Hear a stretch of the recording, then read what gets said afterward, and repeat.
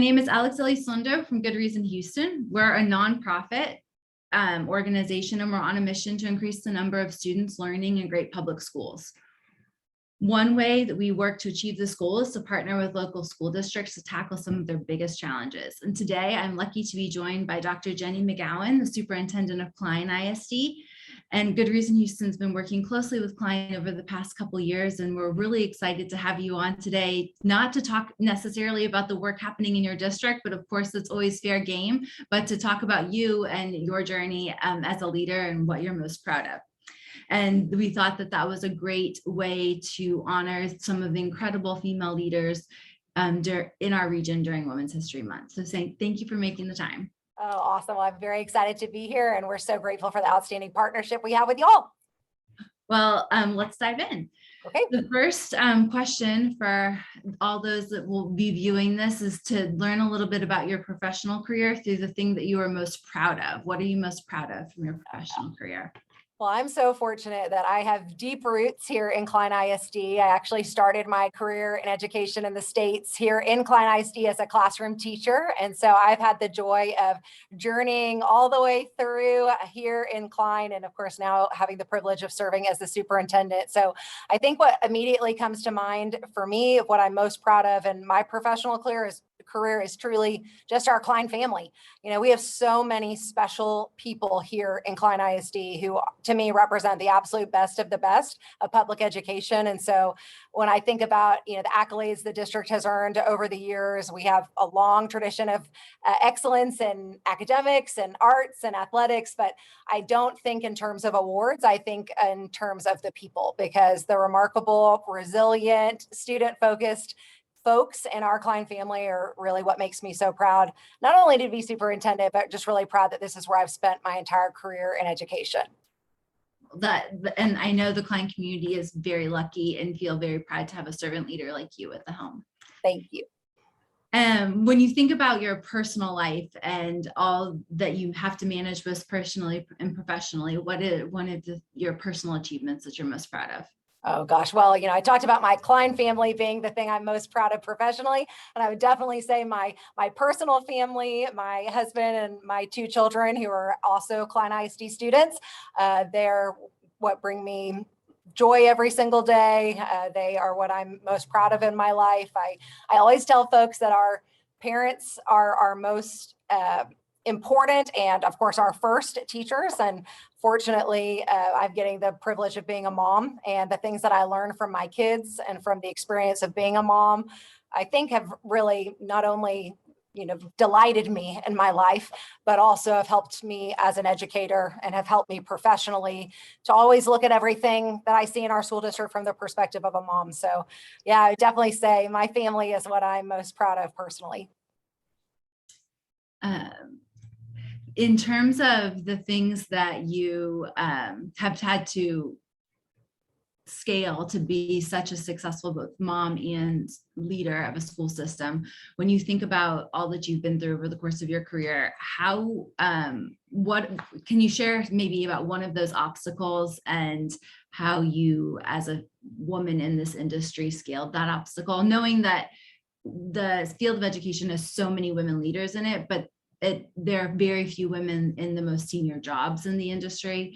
And so I know many of female teachers across the region look to women like you who have climbed to the top of the industry.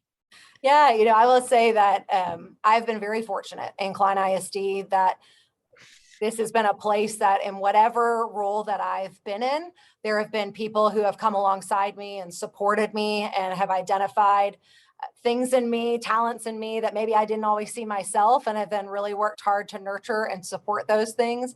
And so I think you know, when I think about obstacles, I guess what I would say to women in our profession that are thinking about, you know, what they want to do with their careers, maybe today, but also in the future. So I would say, make sure you're in a place where you can lead from your seat, because you want to be on a place where folks are identifying what's great about you, are being honest with you about the things that need to improve, and then are doing everything they can to come alongside you and say, from where you are today, you can lead right there. And then if other doors open, that's awesome. You'll be prepared to walk through them, and then there'll be more support supportive people who are alongside you to help you grow. So I think that's what I would say is that I've been very fortunate and inclined that I really, in terms of obstacles for being able to pursue my goals and being able to continue to learn and grow professionally and personally, I've just been incredibly fortunate. But I think the secret to that is that you've got to be in a place where you can lead from your seat, where you're not limited to your title, you're not limited to the position that you're in at the time, because the people that are surrounding you are so invested in your success.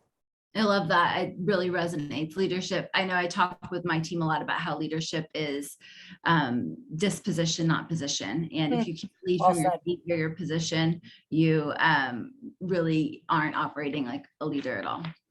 Well, the other thing I find too is on that note, I love the way that you said that, is that, if you think that you're going to become a leader when you get a certain title, that is a myth.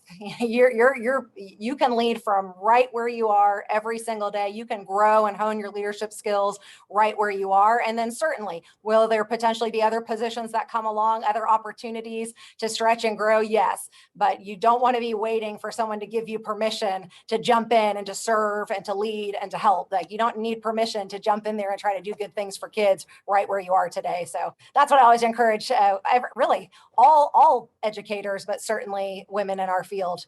Don't wait for permission. Get out there and serve and help and bring all your gifts and talents and abilities to the table to make the world a better place. Definitely. Leaders take initiative. Yeah. On a similar note of the question we were just on, and something that you referenced in your answer, was so many of the people that poured into you and helped you grow to the leader you are today. Is there a particular mentor that really stands out to you, that maybe gave you a piece of advice that you carry with you and reference constantly, or it has become, for better or worse, the voice inside your head on particular problems?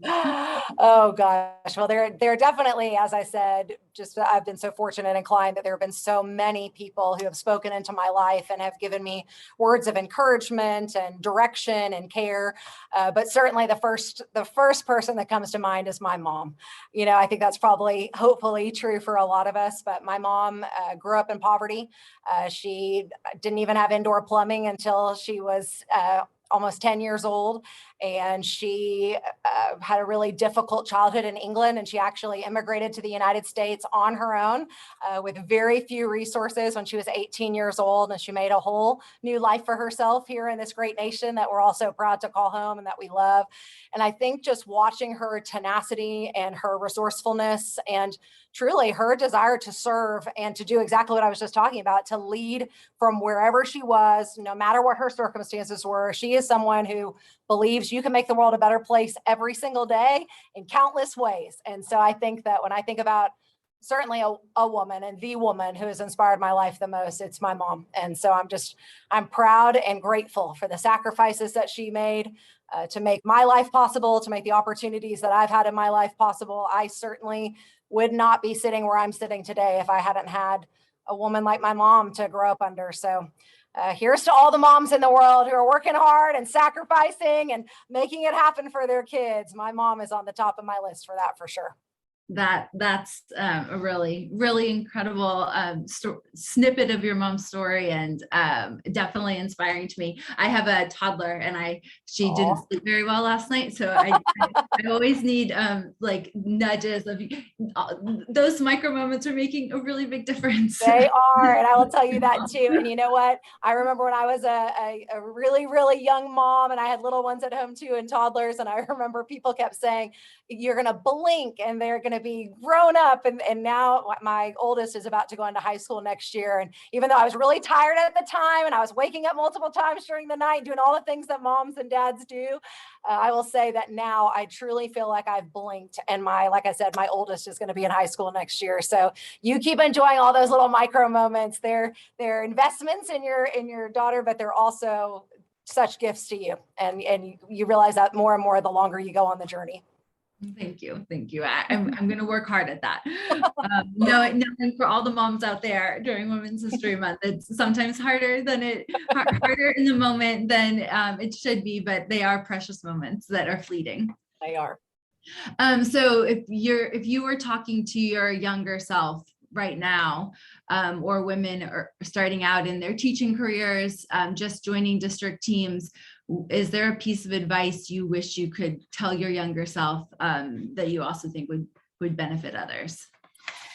Wow. Well, I guess what I would say, and it's something I still say to women and other leaders all the time, is just run your own race. You know, every person to me is uniquely wired to make a particular positive contribution to the world, and that's no accident. And so yeah, I think being reflective and thinking about like what are the gifts and talents and abilities that you bring to the table, and then trying to match those things up with the challenges that are in the world, because there are a lot of challenges in the world. There's a lot of problems to be solved, but when you can match both someone's skills and abilities with their passion and the thing that like they get up in the morning and they're excited to contribute to with the challenges that we have in our world today, I think that's where you're going to find your happiness. So again, I would say, you know, as you look up to people, as you admire people, as you're kind of watching what they're doing in their professional life or their personal life, that's great learning, but just run your own race, because you're uniquely designed to do something fabulous for the world. And you want to make sure to match up who you are with the challenge, and then just move forward with gusto and joy and passion and get the work done. I love that. I'll make sure I for all the women on my team, I'll replay this section of the video for that advice, with that piece of advice. Last question for you, and then I would love any you to share any final thoughts you have before we close out, just about leadership and being a female leader in the world today. But before you do that, last question is, I would love for you to share any thoughts you have about differences you see in female leadership versus male leadership in our industry, and some of the assets women leaders bring to co-ed spaces when people are trying to solve the really, really tough problems school leaders and school system leaders are facing today in 2022. Well, I would go back to what I said about, you know, you've got to run your own race, and each person has to figure out what it is that he or she is uniquely wired to do, and that they have passion to do, and how they can marry up that desire and that passion and that skill set with meeting the challenges that the world faces today. Certainly we have them in education. And one thing I'll just say that always makes me so proud when I look to the people in our Klein family is that we have so many educators, and if the last couple of years haven't proven this, I don't know what will. But we have so many educators who are so remarkably resourceful in finding creative solutions while navigating some really challenging contexts. I mean, if you think about what our educators have led our communities through over the last couple of years, I mean, you talk about a challenging context and the way that they kept coming up with, you know, especially I think about our classroom teachers, just kept coming up with all these creative solutions to solve problems. It's really inspiring. And I hope that's what the world will take, especially when it comes to education, albeit, you know, the challenges are definitely not over from that moment in history we all lived together. But that to me is something that I think is really unique, is just the way that there's so much creativity and so much innovation, and just so much resourcefulness and resilience among educators. And I think that's really unique about us. And I just would encourage people to keep fighting for hope in our world. You know, there's a lot of things that can make you feel very hopeless about the future. But I'll tell you that when I spend time in classrooms and I'm in our schools and I see the way that the adults in our system are rallying around our kids and are trying to do everything they can to bring out the best in each individual student, wow, that makes me hopeful. And so I would just say, keep being the people who are the hope bearers and the hope proclaimers and the people who are defending and carrying hope forward into the world.